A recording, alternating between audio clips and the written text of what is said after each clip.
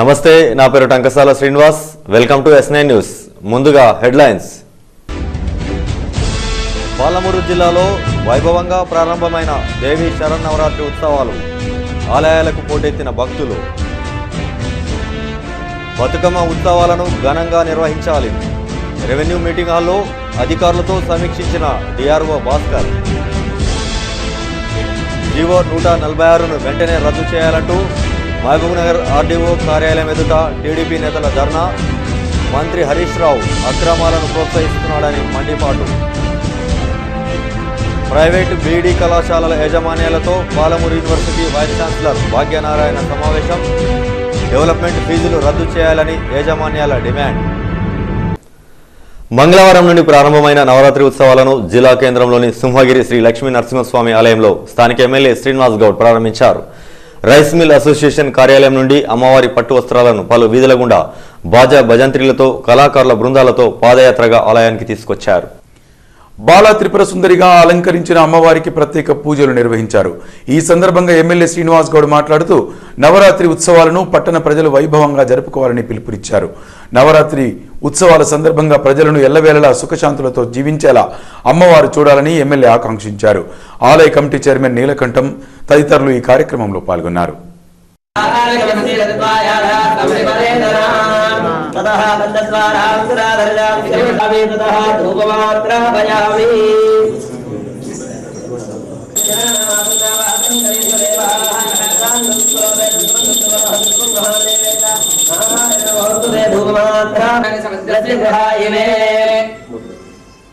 ఫలం మనోరథ బలం పుత్రపౌత్ర ప్రవర్ధనం యథాని మధవ్యోధాని ఏకదా బ్రహ్మణోహరి ఏకదే వేదమానాయుక్తేజోధాని అప్రాదించయాజాహరితే వ్యాజనో గృహే లక్ష్మీరాత్రయాముఖే దయామాతకుంభజావతి మానోహిందే జాతవే లోకావన్ సంప్రదంజన అవిసరనారహిత్యా మహాపరిమా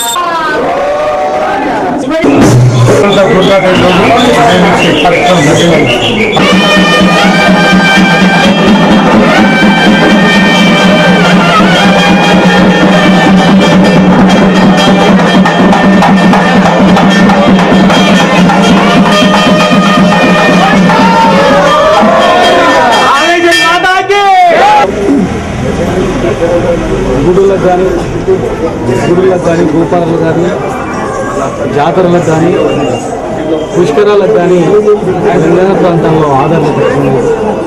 కళ్ళ ముందరే గోదావరి ప్రవహిస్తున్న గోదావరి పుష్కరాలు వస్తే రాజమండ్రిలో గోదావరి పుష్కరాలు అని చెప్పేసి మేము నిర్వహించుకుంటున్నాం. సంతోషంగా నిర్వహించుకుంటున్నాం. ఎక్కడైతే భగవంతుని ప్రార్థిస్తారో, ఎక్కడైతే భగవంతుని పూజిస్తారో అక్కడ ఆ ప్రాంతం మొత్తం కూడా శాంతియుతంగా ఉంటుంది. గుడికి వెళ్ళిన భక్తులు కానీ, దేవుడికి వచ్చినటువంటి భక్తులు కానీ, దైవభక్తి గల వాళ్ళకు ఎప్పుడు కూడా ఒకరికి దాన ధర్మాలు చేయాలి, ఒకరికి మేలు చేయాలనేటువంటి ఆలోచన కలుగుతుంది. మరి ఈరోజు ప్రతి ఒక్క ఇంట్లో సుఖశాంతితో ఉండాలంటే దైవభక్తితో చేయాల్సిన అవసరం ఉంది. దసరా నవరాత్రి ఉత్సవాలను జిల్లా కేంద్రంలోని వేపుర్గిరి శ్రీ భీమలింగేశ్వర స్వామి ఆలయంలో ఘనంగా నిర్వహించారు. అమ్మవారిని పలు వీధుల గుండా ఊరేగింపుగా తీసుకొచ్చి ఆలయంలో ప్రత్యేక పూజలు నిర్వహించారు. ఉత్సవాల్లో భాగంగా మొదటి రోజు అమ్మవారు బాలా త్రిపుర సుందరిగా దర్శనమిచ్చారు. భక్తులు అధిక సంఖ్యలో ఆలయానికి చేరుకుని అమ్మవారికి పూజలు నిర్వహించారు. 9 రోజుల పాటు నవరాత్రి ఉత్సవాలు కొనసాగుతాయని ఆలయ నిర్వాహకులు తెలిపారు.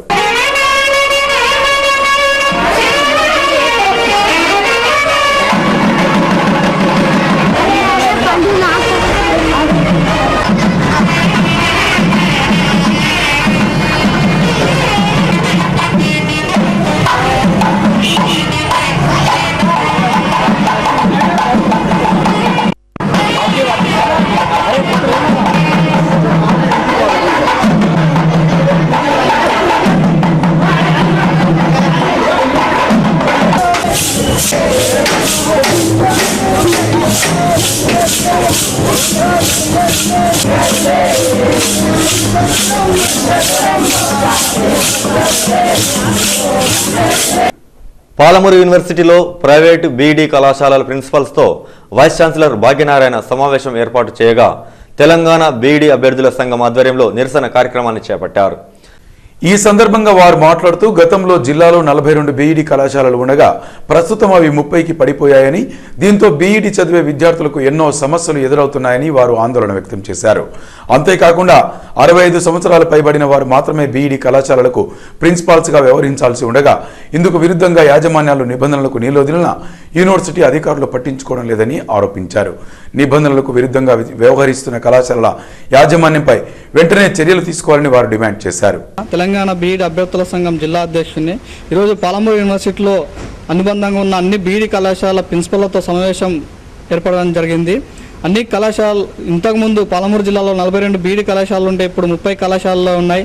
చాలా కళాశాలలో వసతులు లేవు, కనీస మౌలిక వసతులు కల్పించలేదు. అదేవిధంగా డెవలప్మెంట్ ఫీజులు, స్పెషల్ ఫీజులతో, రకరకాల ఫీజులతో విద్యార్థులను మానసికానికి గురి చేస్తున్న కాలేజీ యజమాన్యాలపైన చర్య తీసుకోవాలా. మా డిమాండ్ ఏంటంటే కాలేజీ ప్రిన్సిపల్లతో సమావేశం కాదు, కాలేజీ యజమానులతో సమావేశం ఏర్పాటు చేసి వాళ్ళ యొక్క విధి విధానాలను తెలియజేయాల్సిన బాధ్యత యజమానుల పైన ఉంది. అదేవిధంగా ఇక్కడ ఉన్న కంట్రోలర్ ఆఫ్ ఎగ్జామినేషన్ పైన ఉందని మేము డిమాండ్ చేస్తున్నాం మా సంఘంకి వెళ్ళి. ఇంకొక విషయం ఏంటంటే చాలామంది అంటే గవర్నమెంట్ ఉపాధ్యాయుడు కానీ గవర్నమెంట్ లెక్చరర్ కానీ పనిచేసిన వాళ్ళు, రిటైర్మెంట్ అయిన వాళ్ళు, 65 సంవత్సరాలు పైబడిన వాళ్ళు బీఈడీ కళాశాలలో ప్రిన్సిపల్గా పనిచేయడం జరుగుతుంది. చట్టరీత్యా నేరం. ఈ విషయాన్ని కంట్రోలర్ ఆఫ్ ఎగ్జామినేషన్ గారు గుర్తించాలా, రిజిస్టర్ గారు గుర్తించి వాళ్ళని తక్షణం వాళ్ళపైన ఇమీడియట్లీ చర్య తీసుకోవాలని బీఈడీ సంఘంకి వెళ్ళి మేము ముక్తకంఠంతో డిమాండ్ చేస్తూ ఉన్నాం. ప్రభుత్వం 146 జీవోను అమలు చేయడాన్ని నిరసిస్తూ టీడీపీ నాయకులు జిల్లా కేంద్రంలోని ఆర్డీఓ కార్యాలయం ఎదుట ఆందోళన చేపట్టారు. అనంతరం జీవో ప్రతుల్ని దహనం చేసి ప్రభుత్వానికి వ్యతిరేకంగా నినాదాలు చేస్తూ నిరసన వెల్లడించారు. ఈ సందర్భంగా మహబూబ్ నగర్ నియోజకవర్గ ఇన్ఛార్జి ఎన్పీ వెంకటేష్ మాట్లాడుతూ 2004 నుంచి 2009 వరకు కాంగ్రెస్ పార్టీ అధికారంలో ఉన్నప్పుడు జలయజ్ఞానికి సంబంధించిన నిధులను ఆపివేయాలని మంత్రి హరీష్ రావు అప్పట్లో లేఖ రాసి ఇప్పుడు కాంట్రాక్టర్లకు వత్తాసు పలుకుతూ 146 జీవోను అమలు చేయడం ఏమిటని ప్రభుత్వాన్ని ప్రశ్నించారు.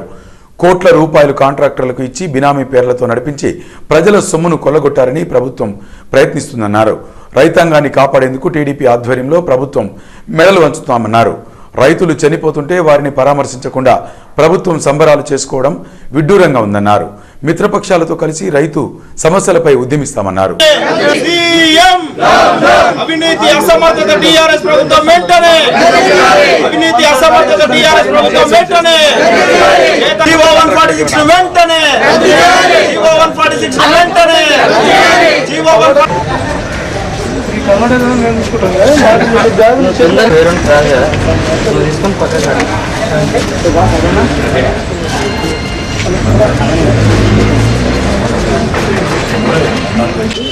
పెట్టాను 2004 నుంచి 2009 వరకు పనులు చేసిన ఈ జలయజ్ఞానికి పైసలు ఎక్సెస్ గా ఇచ్చేసి ఇప్పుడు మళ్ళీ ఒక 146 జీవోను తీసుకొని వచ్చారు తెరపైకి. అంటే ఆ రోజు హరీశ్వరరావు గారే కంప్లైంట్ చేశారు, ఇది జలయజ్ఞం కాదు ధనయజ్ఞం అయింది, ఇది మొత్తం పైసలు మిస్యూజ్ చేస్తున్నారని. మరి అప్పుడు బిల్లు ఆపమని కూడా చెప్పారు. మళ్ళీ ఇప్పుడు మధ్యాంతరంగా 146 బిల్లు తీసుకొని రావడంలో అంతరాయం ఏందని చెప్పేసి ఈరోజు తెలుగుదేశం పార్టీ ప్రశ్నిస్తుంది. అంటే ఈ కాంట్రాక్టర్లు ఎవరైతే ఉన్నారో వాళ్ళకి ఎక్సెస్ బిల్లు చెల్లించి వాళ్లకు ఈ కమిషన్లు దోచుకోవాలనే విధంగానే ఈ ప్రభుత్వము 146 జీవోను ముందరికి తీసుకొని వచ్చింది. కోట్ల రూపాయలు కాంట్రాక్టర్లకు ఇచ్చి బినామీ పేర్ల మీద నడిపించి వీళ్ళు నాయకులు తీసుకోవాలనే ఉద్దేశంతో ఈ 146 జీవోని ఈరోజు తీసుకొని వచ్చినారు. ఇక్కడ ఎంతమంది రైతులు ఆత్మహత్యలు చేసుకుంటున్నారు, వాళ్లకు పైసలు ఇవ్వండి అని చెప్పి అన్ని పక్షాలు మొన్న బంద్ కూడా చేసినాయి. ప్రతి ఒక్కరు కూడా దాని కొరకు పోరాడుతూ ఉంటే ప్రభుత్వానికి అసలు నిమ్మకు నీరు ముట్టినట్లు కూడా లేదని చెప్పేసి ఈ సందర్భంగా మేము ప్రశ్నిస్తున్నాం. ఖచ్చితంగా తెలుగుదేశం పార్టీ జిల్లా నాయకత్వము అదేవిధంగా రాష్ట్ర నాయకత్వము ఈ ప్రభుత్వం మెడలు ఉంచుతుంది. రైతాంగాన్ని కాపాడడానికి కొరకు మేము ఖచ్చితంగా ఉద్యమిస్తామని చెప్పేసి కూడా ఈ సందర్భంగా మేము తెలియజేస్తున్నాము. మొన్న ఒక మీటింగ్ పెట్టేసి టీఆర్ఎస్ నాయకులకు అందరికీ ఈ దసరాలో పదవులు అట్టగడదామని చెప్పి చెప్తున్నారు. మార్కెటింగ్ కమిటీ కానీ కార్పొరేషన్స్ కానీ ఇక్కడ రైతులు చనిపోతూ ఉంటే వాళ్ళకు పరామర్శించకుండా 8,000 రూపాయలు రుణమాఫీ చేయకుండా ఈ విధంగా వాళ్ళు సంబరాలు చేసుకో ఉంటుంటే బతుకమ్మని 10 కోట్లు, వేరే వాళ్ళకి 20 కోట్లు, ఎక్కడ పోయినా 100 కోట్లు 50 కోట్లు అంటున్నాడు. 800 కోట్లు రైతాంగానికి ఇస్తే రుణమాఫీ చేస్తే 8,000 కోట్లు ఇస్తే వాళ్ళు బతుకుతారు కదా అని చెప్పేసి ఈ సందర్భంగా తెలుగుదేశం పార్టీ డిమాండ్ చేసింది, ఉద్యమం కూడా చేసింది. కాబట్టి కేసీఆర్ ఖబర్దార్, ఖచ్చితంగా మీరు జిల్లాలో అమలవుతున్న వివిధ సంక్షేమ పథకాల ప్రగతిపై మత్స్యశాఖ కమిషనర్ శ్రీరామ్ నాయక్ జిల్లా మత్స్యశాఖ అధికారులతో జిల్లా కేంద్రంలోని వీడియో కాన్ఫరెన్స్ హాల్లో సమీక్షా సమావేశాన్ని నిర్వహించారు. ఈ సందర్భంగా మత్స్యశాఖ కమిషనర్ శ్రీరామ్ నాయక్ మాట్లాడుతూ జిల్లాలో చేపల పెంపకం కోసం కావలసిన చేప విత్తనాలు, అందుతున్న సబ్సిడీ వివరాలు అడిగి తెలుసుకున్నారు. కేజీలో చేపల పెంపకం పెరుగుదలపై జిల్లా అధికారులతో సమీక్షించారు. సమావేశంలో జిల్లా మత్స్యశాఖ సహాయ సంచాలకులు మహిపాల్తో పాటు FDOలు పాల్గొన్నారు.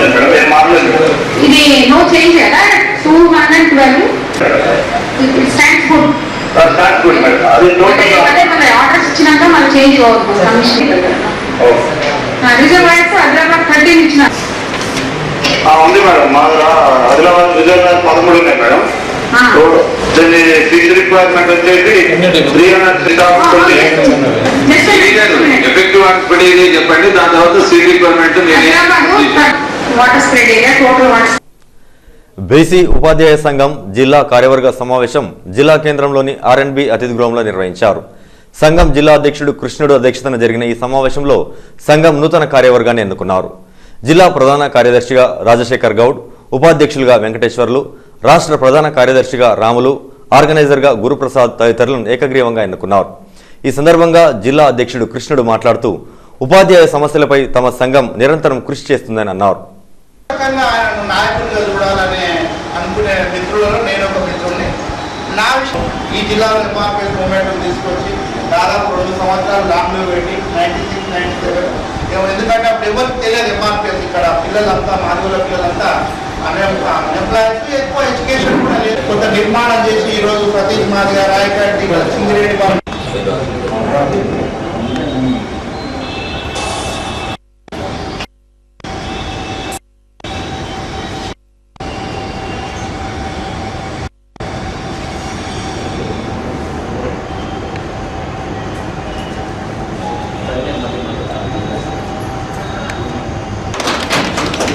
అటు నియామక పత్రాన్ని రాజశేఖర్ గౌడ్ గారికి జిల్లా అధ్యక్షుడిగా అందజేస్తున్నాను. అందరి బీసీ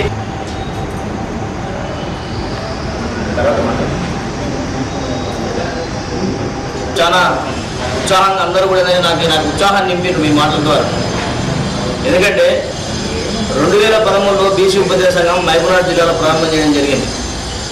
అన్ని సంఘాలలో మేము మీ మాదిరి నేను కూడా ఇంకో సంఘంలో ఉన్న వ్యక్తిని.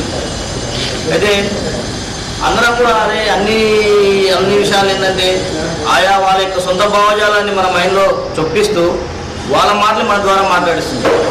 అంటే మనకు సంబంధించిన వ్యక్తులు బీసీ నాయకులు మన పెద్ద పెద్ద వాళ్ళు మాట్లాడుతున్నారు, కానీ మనం ఈ సంఘంలో మాట్లాడలేకపోతున్నాం కదా. ఒకవేళ అడిగినా కానీ అది కులాలకు సంబంధించినటువంటి విషయం, దాని మాట్లాడకండి మీరు అంత మాట్లాడకూడదు. మనం కమిట్మెంట్ ఉన్నటువంటి కార్యకర్తలు, సిద్ధాంతపరంగా పెరిగినటువంటి కార్యకర్తలము. కాబట్టి కేవలం సంఘం యొక్క లక్ష్యాలు ఏముండవు, సంఘం యొక్క విధానాలు ఏముండవు, అవే మాట్లాడడం తప్ప వేరే విషయాలు మాట్లాడమని చెప్పేవారు. ఆ రోజు ఇక నేను ఆలోచన చేసిన, అరే మనం బీసీ ఉపాధ్యాయుల కోసం ఏమైనా చేయాలి, బీసీ జాతి కోసం ఏమైనా చేయాలి. ఎందుకంటే ఉద్యోగం మనం సొంతంగా తెచ్చుకున్నాం, ఎవడు ఇప్పేలే మనకి. మనన్నా మనమే తింటున్నాం, మన పనులు మనమే చేసుకుంటున్నాం. కానీ మన వాళ్ళ పనులు మనం చేయడం లేదు. వాళ్ళు చెప్పిన పనులు చేస్తున్నాం, వాళ్ళకు అవసరమైన పనులు చేస్తున్నాం, మన వాళ్ళకు అవసరమైన పనులు చేయలేకపోతున్నాం. కాబట్టి తప్పకుండా సంఘాన్ని అనేది బీసీ ఉపాధ్యాయ సంఘాన్ని మొదలుపెట్టాలని చెప్పి 2014లో ప్రారంభం చేయడం జరిగింది. ఆ రోజు చూస్తే అన్ని ఉపాధ్యాయ సంఘాలు బలంగా ఉన్నాయి. కొత్తగా బీసీ ఉపాధ్యాయ సంఘం వచ్చిందంటే జిల్లా స్థాయిలో చర్చ జరిగింది తప్ప దీన్ని ఎట్లా మూపేయాలనే ఆలోచన చేసింది. అంటే క్లోజ్ ఎట్లా చేయాలి, మనం బీసీ ఉపాధ్యాయ సంఘాన్ని ఏ విధంగా క్లోజ్ చేయాలనే క్రమంలో జిల్లా ప్రధాన కార్యదర్శి రానికి కూడా భయపడినారు చాలామంది. జిల్లా ప్రధాన కార్యదర్శి కూడా ఎవరు రాలేదు. జిల్లా ప్రధాన కార్యదర్శిలో చాలా మంది అడిగినారు. దాదాపుగా 2 నెలలు నేను అధ్యక్షుడిగా తీసుకున్న తర్వాత ఒక ప్రధాన కార్యదర్శికి రానికి కూడా ఎవరు రాలేదు. అంటే బీసీలో తెలివి ఉంది, అన్నీ ఉంది, కానీ బానిస ఆలోచనలు ఉన్నాయి, బానిస బతుకులు కానీ బానిస ఆలోచనలు ఉన్నాయి. తీవ్ర వర్షాభావ పరిస్థితుల కారణంగా వేసిన పంటలు చేతికి రాక ఆత్మహత్యలకు పాల్పడుతున్న రైతన్నలకు మనోధైర్యాన్ని కల్పించేందుకు ఆమ్ ఆద్మీ పార్టీ ముందుకొచ్చింది. ఆత్మహత్యలు చేసుకోవద్దని కరపత్రాలను రూపొందించి రైతులకు అవగాహన కల్పిస్తున్నారు. ఇందులో భాగంగా మంగళవారం జిల్లా కేంద్రంలోని తెలంగాణ చౌరస్తాలో ఒకరోజు రిలే నిరాహార దీక్షను చేపట్టారు. ఈ సందర్భంగా ఆమ్ ఆద్మీ పార్టీ నాయకులు మాట్లాడుతూ సాగు చేసిన పంట చేతికి రాక తెచ్చిన అప్పులు ఎలా తీర్చాలో తెలియక రైతులు ఆత్మహత్యలకు పాల్పడుతున్నారన్నారు. దేశానికి అన్నం పెట్టే రైతన్న ప్రాణాలు తీసుకోవడం ఎంతో బాధాకరమన్నారు. ప్రభుత్వం వెంటనే స్పందించి రైతులను ఆదుకునేందుకు తగిన చర్యలు తీసుకోవాలని వారు ఈ సందర్భంగా డిమాండ్ చేశారు. నువ్వు లేనిదే మేము లేము. రోజుకు 3 పూటల తిండి తింటున్నాము అంటే ఒక రైతన్న గురించే. రైతన్న నువ్వు కంపల్సరీ దేశానికి ఉండాలి. ఆత్మహత్యలు చేసుకోవద్దు. నీ ఇంకా అందరూ ఉంటారు. నీలో ఆత్మవిశ్వాసం నింపాలి అన్న ఉద్దేశంతోనే ఈరోజు మేము ఆకలితో ఉంటూ నువ్వు ఆకలిగా ఉన్నా కూడా నువ్వు ఎట్టి పరిస్థితుల్లో వేరే ఆలోచనలు చేయకుండా ఓ రైతన్న ఆత్మహత్యలు చేసుకోవద్దు. నీకు ప్రతి ఒక్కరు తోడుంటారు. నీకు ఎటువంటి సమస్య ఉన్నా ఏ అధికారి కానీ ఇంకెవరు కానీ వాళ్ళందరితో కూర్చొని మాట్లాడుకోవాలి, కానీ మనం అటువంటివి చేసుకోవద్దు అన్న ఉద్దేశంతో ఈరోజు ఆమ్ ఆద్మీ పార్టీ ఒకరోజు నిరాహార దీక్ష కార్యక్రమం చేస్తుంది. ఇలా మేము నిరాహార దీక్ష చేస్తూ మీ అందరికీ కూడా మరొక్కసారి మరీ తెలియజేయడం ఏమన్నదంటే, మనము ఆరాటం ముందు ఆటంకం ఎంత, సంకల్పం ముందు వైకల్యం ఎంత, అలాగే దృఢచిత్తం ముందు దురదృష్టం ఎంత, ఎదురుయిత ముందు విధి రాత ఎంత. అన్న విధి రాత ఎట్లా ఉన్నా నువ్వు ఆత్మహత్య చేసుకోకు, ఓ రైతన్న ఆత్మహత్య చేసుకోకు. మళ్ళొకసారి మా ఆమ్ ఆద్మీ పార్టీ తరఫున తెలియజేస్తున్నాము. దసరా శరన్నవరాత్రుల తొలి రోజులో భాగంగా జిల్లా కేంద్రంలోని సూర్యవంశీ ఆరకటిక యువజన సంఘం మరియు వీర సావర్కర్ యువక మండల ఆధ్వర్యంలో అమ్మవారికి ప్రత్యేక పూజలు నిర్వహించారు. రామయ్య బౌలిలోని తుల్జా భవానీమాత ఆలయంలో అమ్మవారిని ఉమాదేవిగా అలంకరించారు. ఈ సందర్భంగా పెద్ద ఎత్తున మహిళలు తరలివచ్చి పూజలు నిర్వహించారు. అనంతరం అమ్మవారికి పట్టణంలో వైభవంగా శోభాయాత్ర నిర్వహించారు. భక్తుల కన్నుల పండుగగా సాగిన శోభాయాత్రపై మా ప్రతినిధి జయకర్ ఫేస్ టు ఫేస్.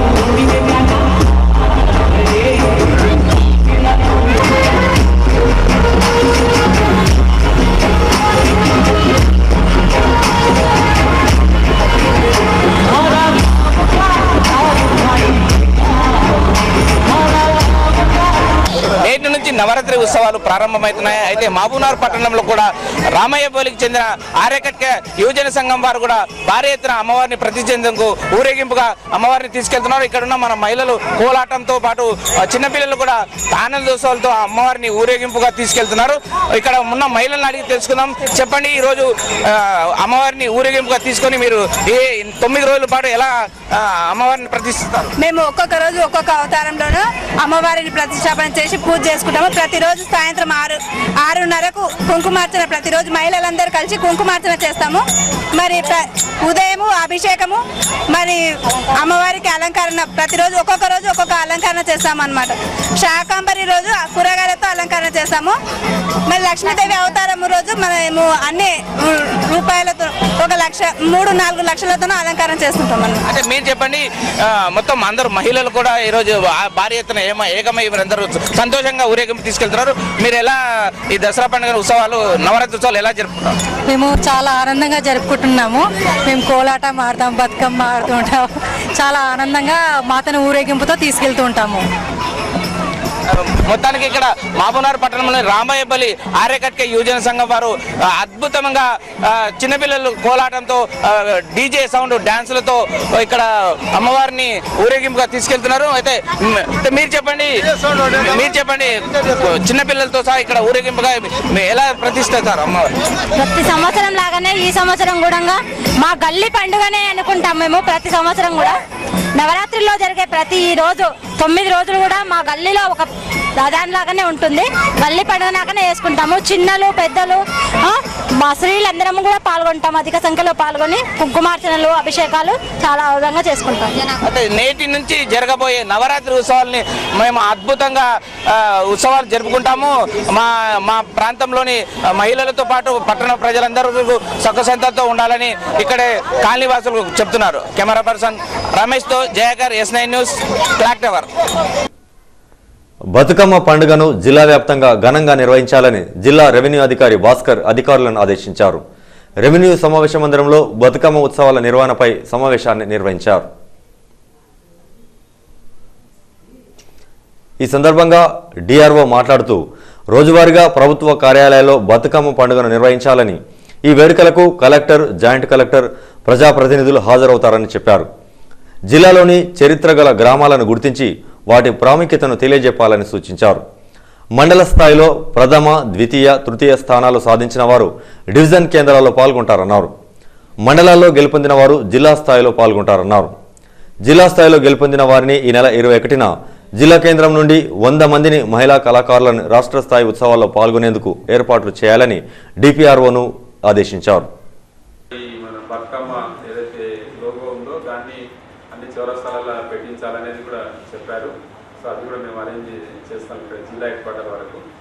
మండలాల్లో కూడా మీరు అక్కడ పూలతోన మీ మండల ఆఫీసెస్ దగ్గర అక్కడక్కడ ఏర్పాటు చేయించాలని మీ ఆర్టీఓస్ ద్వారా మీ ఎంపీటీఓస్ వాళ్ళకి చెప్పండి. అంటే మన ఆఫీస్కి వచ్చినప్పుడు బతుకమ్మ అక్కడ ఉంటే సో మనకు పండగ ఇలా జరుపుతున్నారు అనేది అందరికి తెలియాలనేది ఉద్దేశం. అంటే యాక్చువల్గా ప్రతి ఈ బిజినెస్ ఎస్టాబ్లిష్మెంట్ ఎదురుగా అక్కడ అన్నింటిలో పెట్టాలని అందరికి ఇన్స్ట్రక్షన్స్ ఇచ్చారు. కానీ అది మనం పట్టణంలోని స్టాన్లీ మోడల్ స్కూల్ ఆధ్వర్యంలో బతుకమ్మ వేడుకలను ఘనంగా నిర్వహించారు.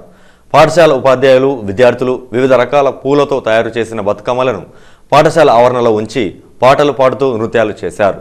ఈ కార్యక్రమానికి వన్ టౌన్ సిఐ సీతయ్య దంపతులు ముఖ్య అతిథులుగా విచ్చేశారు.